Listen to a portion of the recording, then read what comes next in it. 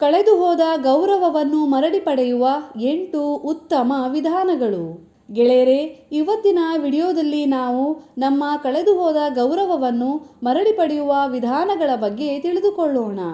Point number 1, ನಿಮ್ಮನ್ನು ನೀವು ಪ್ರೀತಿಸಲು ನಿಮಗೆ ನೀವು ಮೊದಲ ಪ್ರಾಮುಖ್ಯತೆಯನ್ನು ಕೊಡುವುದನ್ನು ಕಲಿತುಕೊಳ್ಳಿ. ಪ್ರಪಂಚದ ವಿಷಯ ಬಿಟ್ಟು ಬಿಡಿ, ಮೊದಲು ನಿಮ್ಮ ಬಗ್ಗೆ ನೀವು ನೋಡಿಕೊಳ್ಳಿ. ನಿಮ್ಮನ್ನು ನೀವು ಮರೆತೇ ಹೋಗುವಷ್ಟು ಇತರರ ಮೋಹಕ್ಕೆ ಒಳಗಾಗಬೇಡಿ. ನಿಮಗೆ ನೀವು ಫಸ್ಟ್ ಪ್ರಿಫರೆನ್ಸ್ ಕೊಡುವುದನ್ನು ಕಲಿತುಕೊಳ್ಳಿ. ಪಾಯಿಂಟ್ ನಂಬರ್ 2, ನಿಮ್ಮ ಜೀವನದಲ್ಲಿ ನಿಮಗಿಂತ ಹೆಚ್ಚಿನ ಮಹತ್ವ ಯಾರಿಗೂ ಕೊಡದಿರಿ. ಯಾರಾದರೂ ನಿಮ್ಮನ್ನು ಕಡೆಗಣಿಸಿದರೆ ನೀವು ಅವರ ಕಣ್ಣಿಗೆ ಬೀಳುವುದನ್ನೇ ನಿಲ್ಲಿಸಿಬಿಡಿ. ನಿಮ್ಮ ತಪ್ಪಿಲ್ಲದೆ ಯಾರ ಎದುರಿಗೂ ಬಗ್ಗಬೇಡಿ.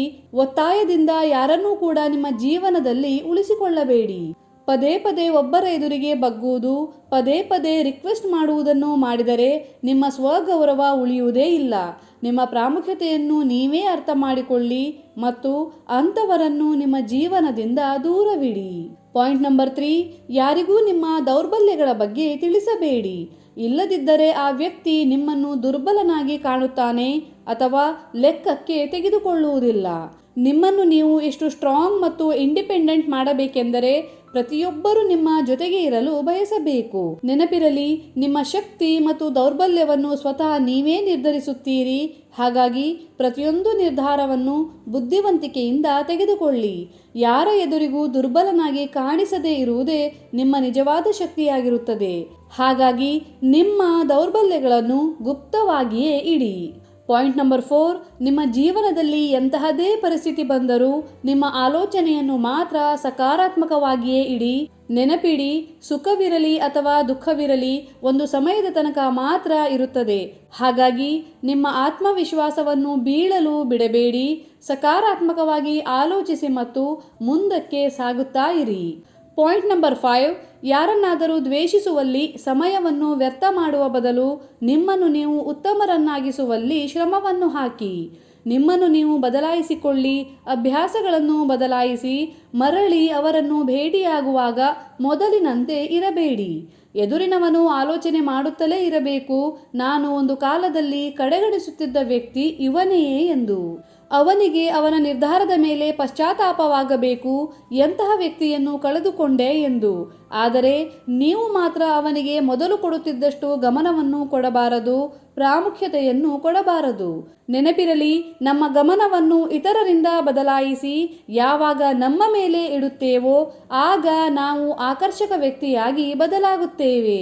ಪಾಯಿಂಟ್ ನಂಬರ್ 6, ನಿಮ್ಮ ಆತ್ಮವಿಶ್ವಾಸಕ್ಕೆ ಧಕ್ಕೆ ಉಂಟು ಮಾಡುವಷ್ಟು ಸ್ವಾತಂತ್ರ್ಯವನ್ನು ಯಾರಿಗೂ ಕೊಡಬೇಡಿ. ನಿಮ್ಮನ್ನು ಮೂರ್ಖ ಎಂದು ಭಾವಿಸುವಷ್ಟು ಪ್ರಾಮುಖ್ಯತೆ ಮತ್ತು ಬೆಲೆಯನ್ನು ಯಾರಿಗೂ ಕೊಡಬೇಡಿ. ನಿಮಗೆ ನೀವು ಮೊದಲ ಪ್ರಾಶಸ್ತ್ಯವನ್ನು ನೀಡಿ. ನೀವು ಮೊದಲು ನಿಮಗೆ ಗೌರವವನ್ನು ಕೊಟ್ಟರೆ ಮಾತ್ರ ಇತರರು ನಿಮಗೆ ಕೊಡುತ್ತಾರೆ. ನಿಮ್ಮ ಜೀವನದಲ್ಲಿ ಯಾವುದೇ ವ್ಯಕ್ತಿ ಬಂದರೂ, ಬೇಕಾದರೆ ಅವನು ಎಷ್ಟೇ ವಿಶೇಷವಾದ ವ್ಯಕ್ತಿಯಾಗಿದ್ದರೂ ಕೂಡ ನಿಮಗಿಂತ ಹೆಚ್ಚು ಮಹತ್ವವನ್ನು ಕೊಡಬೇಡಿ. ಇಲ್ಲದಿದ್ದರೆ ಅವನು ನಿಮ್ಮನ್ನು ಹಗುರವಾಗಿ ಕಾಣುತ್ತಾನೆ. ಪಾಯಿಂಟ್ ನಂಬರ್ 7, ಜೀವನದಲ್ಲಿ ಅವರವರ ಯೋಗ್ಯತೆಯ ಪ್ರಕಾರ ಅವರಿಗೆ ಸ್ಥಾನಮಾನವನ್ನು ಕೊಡಬೇಕು. ಯಾರಿಗೂ ಅತಿಯಾಗಿ ನಿಮ್ಮ ತಲೆಯ ಮೇಲೆ ಕೂರಿಸಿಕೊಳ್ಳಬೇಡಿ. ಯಾರು ಎಷ್ಟು ಗೌರವ ಮತ್ತು ಬೆಲೆಗೆ ಅರ್ಹರೋ ಅಷ್ಟೇ ಗೌರವ ಮತ್ತು ಬೆಲೆಯನ್ನು ಕೊಡಬೇಕು. ನೀವು ಒಳ್ಳೆಯವರು ಎಂದು ತೋರಿಸಿಕೊಳ್ಳುವ ಭರದಲ್ಲಿ ಇಂತಹ ಬಲೆಯಲ್ಲಿ ಬೀಳಬೇಡಿ. ಇಲ್ಲದಿದ್ದರೆ ನಂತರ ನೀವೇ ಪಶ್ಚಾತ್ತಾಪ ಪಡಬೇಕಾಗುತ್ತದೆ.